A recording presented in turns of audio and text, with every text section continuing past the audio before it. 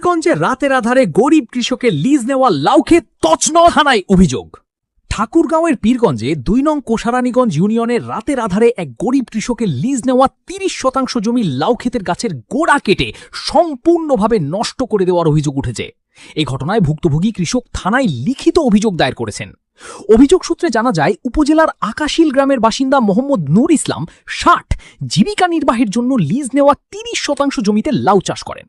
গত ১১ এপ্রিল ২০২৬ তারিখ দিবাগত রাতে অজ্ঞাত ব্যক্তিরা তার লাউ ক্ষেতে প্রবেশ করে গাছের গোড়া কেটে পুরো ক্ষেত তছনছ করে দেয়।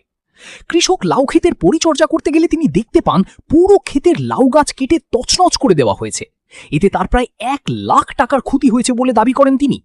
পরদিন সকালে বিষয়টি স্থানীয়দের জানালে এলাকায় চাঞ্চল্যের সৃষ্টি হয়।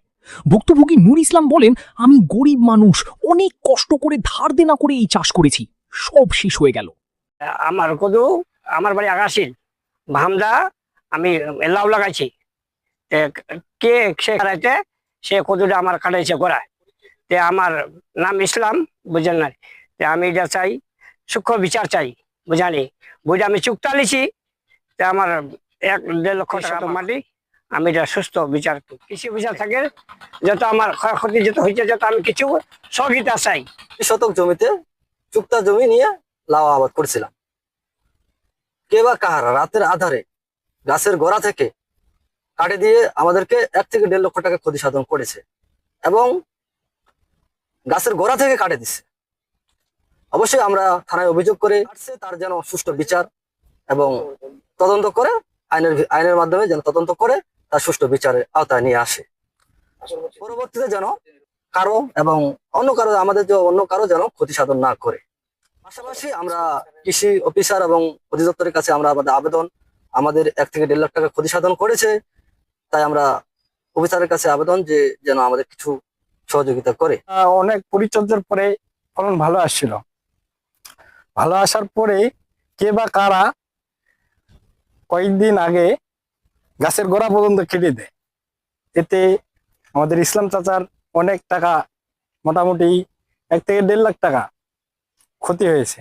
প্রতিবেশী হিসাবে সুষ্ঠু তদন্ত চাই এবং যেন ইসলাম চাচা এটার ক্ষতিপূরণ কিছু পায়।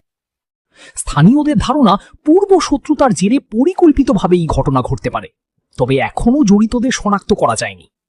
এই ঘটনায় কয়েকজনকে সাক্ষী হিসাবে উল্লেখ করা হয়েছে। তাদের মধ্যে মনিরুল ইসলাম, মোহাম্মদ হাসিবুর রহমান সহ স্থানীয় কয়েকজন রয়েছেন।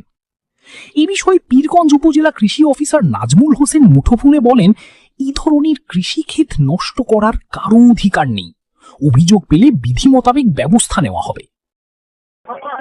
আসলে কৃষি ফসল এবং কৃষি ফসল কেউ যদি নষ্ট করে, নষ্ট করার অধিকার অন্য কারো নাই। হ্যাঁ জি, এটা উনি অন্যায় করেছে। হ্যাঁ, যদি আমাদের কাছে রিপোর্ট আসে তাহলে আমরা বিধিগত ব্যবস্থা নিব। ভুক্তভোগী নূর ইসলাম ঘটনার সুষ্ঠু তদন্ত ও আইনগত ব্যবস্থা গ্রহণের জন্য পীরগঞ্জ থানায় লিখিত অভিযোগ দিয়েছেন এবং একই সঙ্গে কৃষি সহায়তা চেয়েছেন। পীরগঞ্জ থানার পক্ষ থেকে জানানো হয়েছে, অভিযোগটি তদন্ত করে প্রয়োজনীয় আইনগত ব্যবস্থা গ্রহণ করা হবে।